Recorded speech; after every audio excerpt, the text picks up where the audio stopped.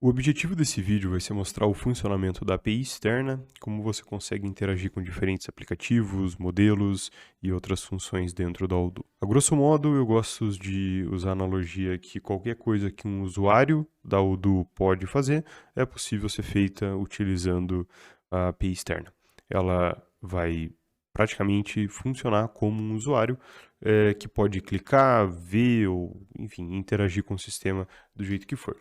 Por isso mesmo, dentro da Odoo, a gente pode adicionar um usuário para ser a API externa. Aqui eu vou utilizar um usuário com essas credenciais e, por ser um usuário, a gente também consegue limitar o acesso dessa API.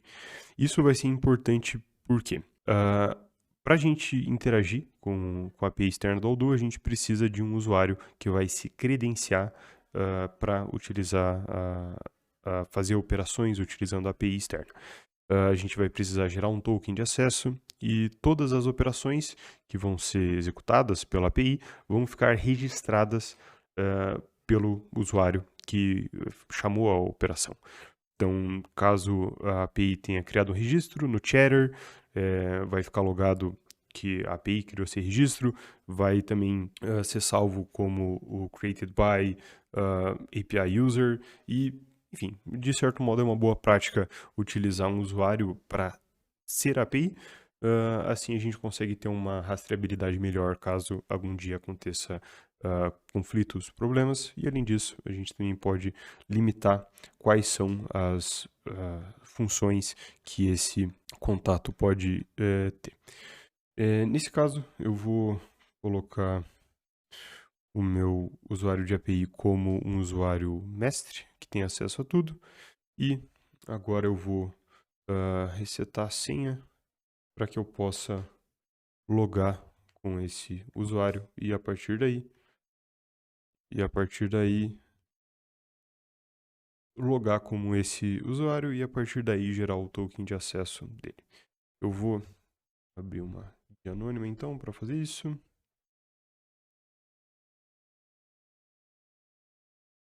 E agora a gente pode então fazer a primeira coisa, que é no meu perfil, segurança da conta, criar uma chave de API que vai ser utilizada.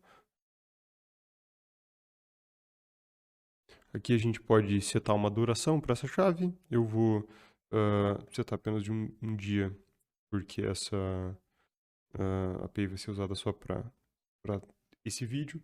Mas a gente pode também criar chaves persistentes que não vão ser expiradas. Perfeito. Já tenho o meu token de API criado. Vou voltar aqui para a tela inicial e eu vou também ligar o modo debug, porque assim a gente vai ver algumas informações importantes. Ok, então, pontos importantes, token de API e aqui qual que é o nome da nossa base de dados. Para explicar como que funciona a API, eu vou utilizar o Jupyter Notebook para a gente conseguir ver linha a linha o que está acontecendo. Então, aqui eu estou executando só algumas funções para a gente poder criar registros, logar registros, né? E aqui eu vou então fazer algumas definições importantes. A primeira aqui embaixo, qual que é o token de acesso do meu usuário? Qual que é o usuário que vai mexer na plataforma? Qual que é o banco de dados? Então esse a gente consegue ver por aqui. Esse daqui é o meu banco de dados. Eu vou passar esse parâmetro aqui. E, por último, qual que é o URL que a gente está utilizando na nossa base. Então, feito isso, já tem algumas variáveis definidas. Aqui eu estou seguindo apenas a documentação do Odoo, então fazendo algumas verificações de qual que é a versão que eu estou utilizando, no caso SAS versão 18.3, e aqui eu estou executando um método que vai verificar então se o usuário que eu estou utilizando tem acessos para utilizar a API na minha base. Então, fizemos isso, temos um true, meu usuário está cadastrado e agora sim a gente pode entender um pouquinho melhor como que funciona, né, a sintaxe da Odoo. Primeiro ponto, a Odoo utiliza, por enquanto, uma API com o protocolo XML RCP, ou XML RCP, que é diferente do RESTful, diferente das APIs que a gente consegue utilizar usando o Postman. Então, aqui a gente vai interagir diretamente com o modelo. E, basicamente, todas as operações que a gente fizer, ao invés de chamar um endpoint para o Postman, a gente vai executar uma linha que vai definir em qual banco de dados a gente vai fazer as operações, qual usuário que vai fazer, a credencial, né, para ele ser validado, qual que é o modelo que vai ser manipulado, quais são as operações, a ação que a gente vai fazer, e argumentos que vão identificar, então, qual que é o contexto ou qual que é o parâmetro que a gente vai estar utilizando para manipular. Bom, isso daqui é uma explicação rápida, mas vamos ver então como que funciona isso na prática com um exemplo de criação de ticket no Helpdesk. Então, basicamente o que eu estou fazendo aqui é definindo um conjunto de informações que vão compor o meu ticket do Helpdesk e estou definindo, então, em cada linha quais são as informações que eu vou criar no meu registro. Então, isso daqui, se a gente entrar no meu aplicativo de central de ajuda, eu consigo ver qual que é o modelo que eu estou interagindo. Nesse caso, eu não estou no Helpdesk Team, eu quero criar um pedido para o modelo Helpdesk Ticket. E aqui a gente pode ver com o método debug quais são as informações que eu quero preencher. Então, no caso, esse é o campo name, esse daqui é o campo team ID, referente à equipe central de ajuda, e eu posso fazer isso para definir várias informações que vão compor o meu ticket, e depois disso eu posso executar então essa linha que vai manipular o modelo Helpdesk Ticket, executar um método de criação e vai levar como argumento todas as informações definidas nessa variável. Feito isso, a gente vai criar então o meu ticket. Se eu recarregar aqui assistência ao cliente, a gente já deve ver ticket criado por API. Aqui, qual que é o usuário que criou e o horário de criação. Feito isso, a gente conseguiu então criar um ticket, mas a gente poderia também fazer a leitura desse ticket. E nesse caso eu estou levando também como argumento adicional quais são os campos que eu quero fazer a leitura. Nesse caso apenas o display name. Se eu remover isso daqui, a gente veria então todos os campos do meu registro. Então, ok, conseguimos entender um caso simples, né, uma criação de um ticket, minimamente conseguimos entender qual que é a sintaxe necessária para mexer na API.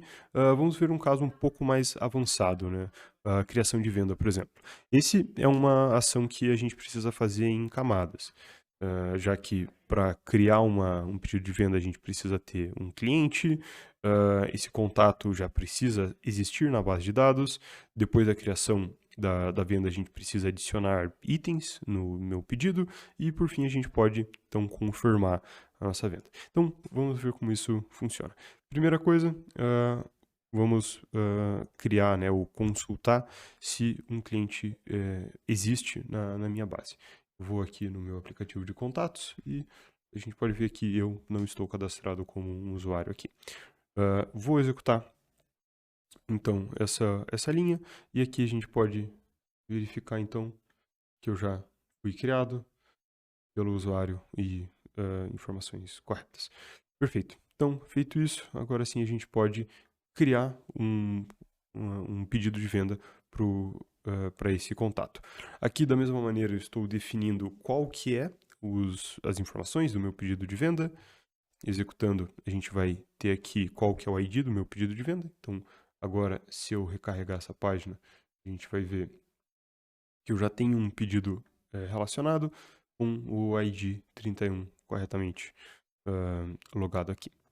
Mas esse pedido está com informações vazias, eu não tenho nenhum produto adicionado. Então, vamos a isso. Eu posso aqui adicionar, então, pedidos, da mesma maneira, definir qual que é o corpo, quais são os dados que vão ser utilizados nessa operação. Então, aqui, 2 produtos identificados pelo ID, qual que é a venda, qual que é o pedido específico, né, que a gente está adicionando e quais são as quantidades. Por fim, estamos adicionando essa sale order line no meu modelo de sale order aqui de cima. Feito isso, se a gente recarregar, a gente deve ver os dois produtos aqui corretamente adicionados com as informações que foram adicionadas aqui. Por fim, a gente pode então confirmar essa venda. Por enquanto ela está em cotação e para confirmar a gente pode ver ali que tem um método que se chama Action Confirm. A gente pode também interagir diretamente com esse método, além dos métodos convencionais, o CRUD, que a gente está acostumado com o banco de dados. Então, aqui a gente vai chamar diretamente esse método no sale order e retornou true, então esse pedido já deve estar confirmado corretamente em pedido de venda. Então, era isso que eu gostaria de mostrar minimamente como que funciona a API externa, como que a gente pode utilizar ela para fazer integrações com sistemas e reforçar que a API externa da Odoo funciona muito próximo do que um usuário pode fazer. Se um usuário pode ler, criar, atualizar ou deletar registros, a gente também pode fazer tudo isso pela API externa e muito mais. Essa funcionalidade é extremamente poderosa e abre portas para desde integrações com sistemas, quanto sincronização de dados e, enfim, muito mais. Então, por hoje era isso. Até uma próxima.